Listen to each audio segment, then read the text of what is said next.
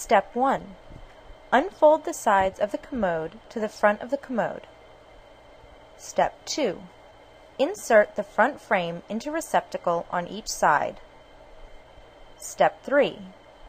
Push in the locking button on front frame and insert completely into receptacle until it locks into place. Do the same for the other side. Step 4. Insert the backrest into the frame of the chair. The bend in the backrest faces to the rear. Step 5. Push in the locking button on the backrest and insert completely into receptacle until it locks into place. Do the same for the other side.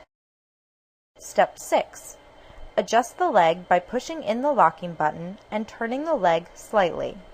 Slide the leg to the desired height and turn back until the locking button snaps into place. Repeat this process for the remaining legs.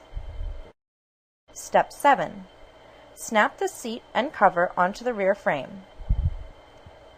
Step 8. Make sure the seat and cover are centered on the rear frame. Step 9.